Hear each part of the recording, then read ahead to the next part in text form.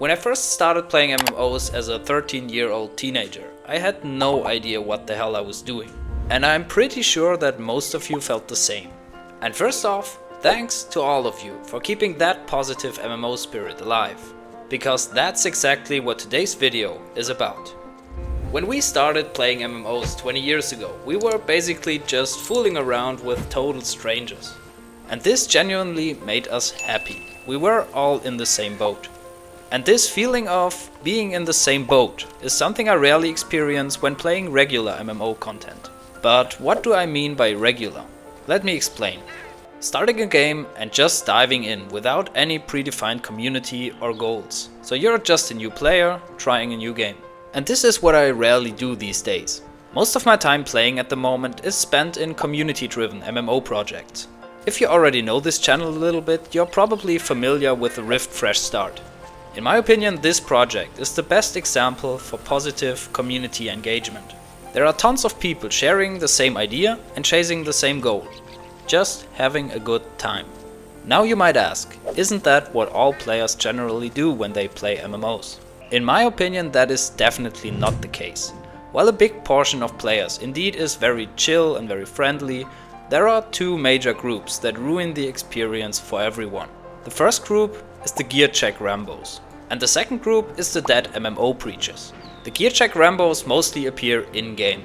They mostly feel at home in endgame content and very hard group encounters. They expect you to be fully geared and 100% informed about what is coming. Their goal is basically quite the opposite of what makes MMOs fun to play. Don't get me wrong, there are situations where gear requirements and strategies are needed, for example in endgame raiding, but there are also situations where it's completely unnecessary. I remember when I played Guild Wars back in 2012, there were tons of people who expected you to post your gear into the chat to make sure you're wearing exotics. But what made it completely absurd is that it happened in mostly face roll dungeons.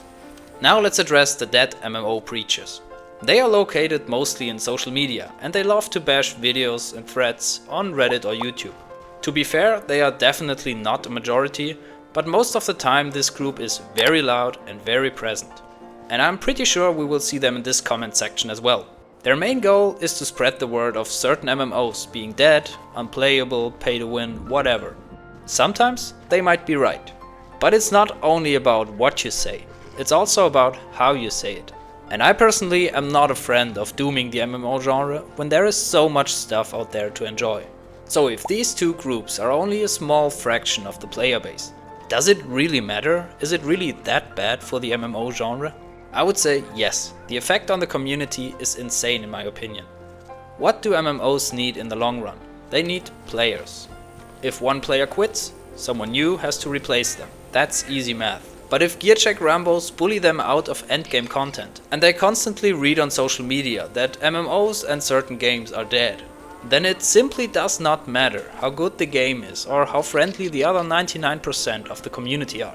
New players will see it and immediately turn their back on the game. And the result?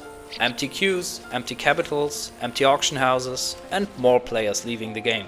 It is basically a self-fulfilling prophecy and a downward spiral. But the good news is, we know that. And we've already seen it and it can be different. The current Rift project and the Runes of Magic Classic project last year proved that despite all negativity, so-called dead MMOs can feel incredibly alive.